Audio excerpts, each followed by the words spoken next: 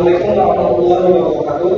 Waalaikumsalam warahmatullahi wabarakatuh. Kami dari kelompok 2 akan membawakan presentasi dengan judul Studi Kasus KSPDN atau Kekerasan Seksual Berbasis Elektronik di Lingkungan FHI pada tahun 2026. Namun sebelum kita mulai, izinkan kami untuk memperkenalkan diri terlebih dahulu. Next. Saya sendiri M. Nazar Asyiri dengan yang 32. Ahmad Boyzali Gibran yang 50. Saya Nafi Ramisan yang 24. Saya Nadia Tiara yang 38. Saya pada 12 ini 30.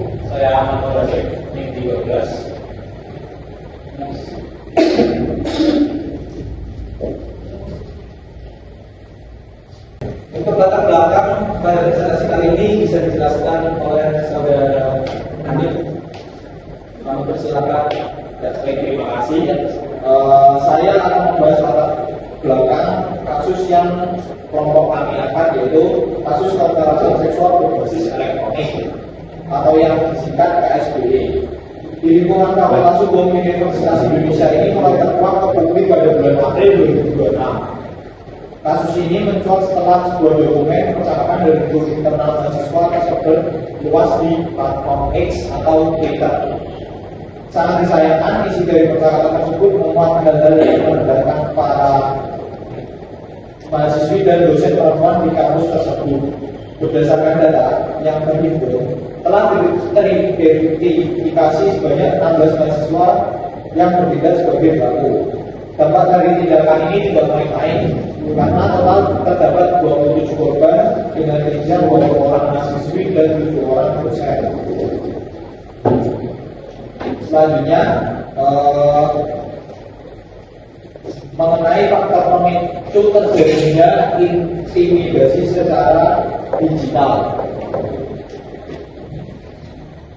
Terbongkarnya kasus ini memicu luapan kemarahan publik secara luas,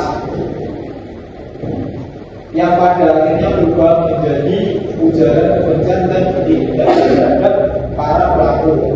Berdasarkan analisa kami, ada 3 faktor utama yang memicu terjadinya hal tersebut. Pertama, adanya peran algoritma platform media sosial.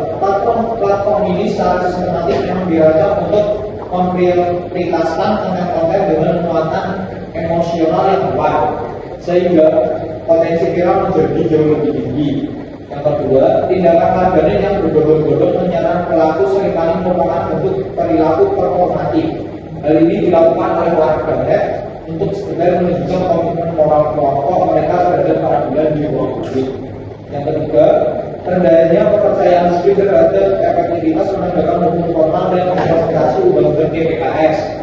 Krisis kepercayaan inilah yang kemudian mendorong masyarakat untuk mengambil alih peran sebagai penegak hukum informal di dunia maya atau yang sering kita sebut melalui tindakan digital vigilantisme. Oke, selanjutnya ada rumusan masalah, yang mana rumusan masalah ini terbagi jadi 4. Nah, yang pertama ini ada fenomena Indonesia itu, kayak itu tuh game itu kayak bikin grup sendiri gitu loh. Para pelaku ini terlihat kompak dan akrab dalam kegiatan atau mereka, tapi cara mereka berteman itu salah banget. Mereka itu kayak sengaja jelek-jelekan, ngecek dan menganggap remeh para perempuan, yaitu mahasiswa dan dosen di Universitas Indonesia ini. Next, yang kedua itu ada tumbuhnya budaya culture dalam ekosistem tertentu. Nah, ini kan ada bikin grup itu karena grup rahasia yang mana grup ini itu jadi tempat mereka untuk melakukan dan membicarakan hal-hal yang tidak sopan tersebut. Nah, grup ini sudah dipakai dari 2025 lalu, tetapi baru terkuat di April 2026.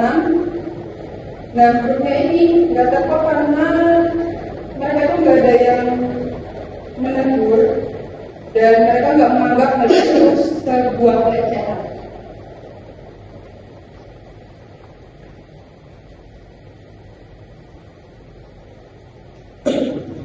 Selanjutnya, urusan ketiga yaitu kegagalan investasi nilai-nilai pendidikan kami.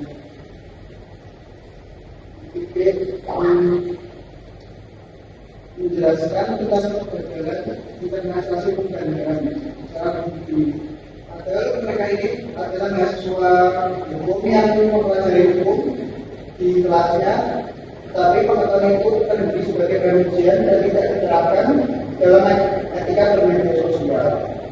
Terus ada urusan keempat, yaitu kegagalan penanganan sistematik utama, yaitu mengolah sistem pencegahan internal kampus yang belum sensitif atau responsif sebelum masalah ini terlanjur menyebar luas ke ranah publik. Ada tujuan penelitian yaitu mengidentifikasi faktor internal dan eksternal yang mendukung kerjanya KSBO dan KUI. Selanjutnya menganalisis dinamika digital tertutup atau closed loop sebagai ruang sumber bagi transfer. Yang ketiga itu menilai keterbatasan transaksi hukum dan hak pada mahasiswa hukum.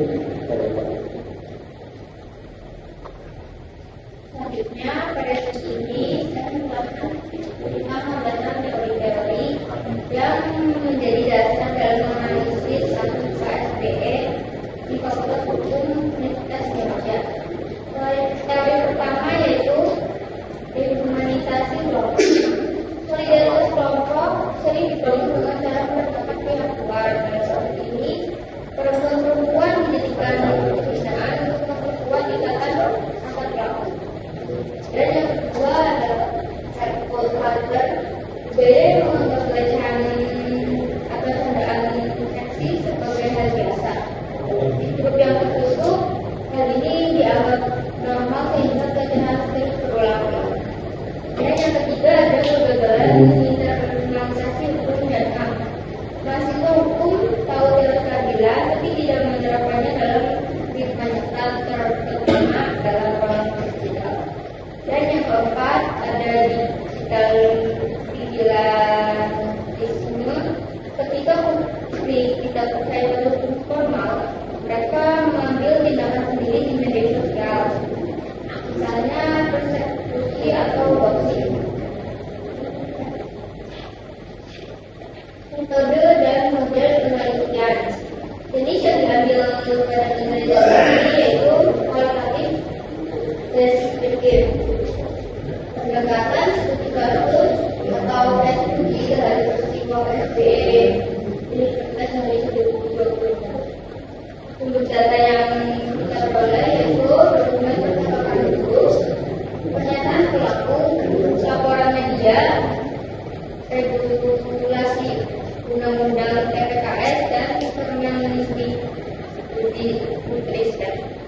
Model analisisnya ada 3 yaitu analisis sosiologis, dinamika kelompok dan budaya misalnya.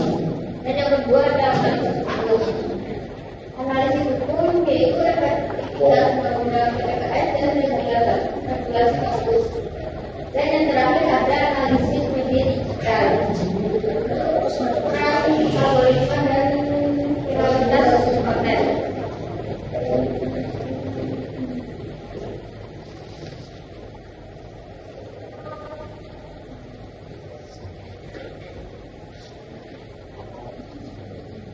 Penelitian alur penelitian, identifikasi kasus pengungkapan KSBE di level Juli April 2012. Pengumpulan data dokumen percakapan, pengakuan pelaku, laporan korban, analisa faktor pemicu, algoritma budaya, red culture, kegagalan informasi hukum, analisa dampak korban, mahasiswa dan dosen pelaku, reputasi institusi, formulasi reformasi platform digital, penguatan satgas kampus sebagai hukum dan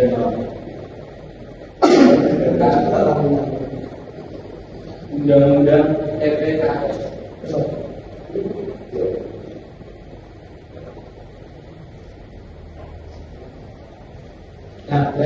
presentasi yang telah kita bawakan tadi, kita bisa mengambil kesimpulan. Yang pertama itu kasus KSPR yang tahun 2026 itu mencerminkan krisis budaya digital, namanya internalisasi nilai hukum dan kegagalan sistematis kampus.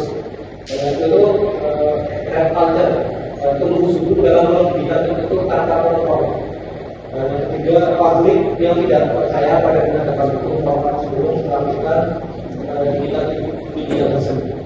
Tentu saja mungkin berguna agar itu bisa mencegah kasus ini itu terjadi kembali. Yang pertama itu untuk kampus bisa memperkuat satgas PPKS tegakkan regulasi secara nyata, tanamkan nilai HAM dan kesetaraan gender. Yang kedua untuk pemerintah sendiri optimalkan undang-undang PPKS, membuat regulasi tegas terhadap doxing dan persepsi digital. Yang ketiga untuk masyarakat tingkatkan untuk literasi hukum digital, berikan normalisasi untuk seksis, hukum korban secara etis. Dan yang terakhir untuk platform digital, reformasi algoritma agar tidak mengeksploitasi konten berbasis emosi. Mungkin cukup sekian presentasi dari kelompok kami. Kurang lebihnya mohon maaf. Wassalamualaikum warahmatullahi wabarakatuh.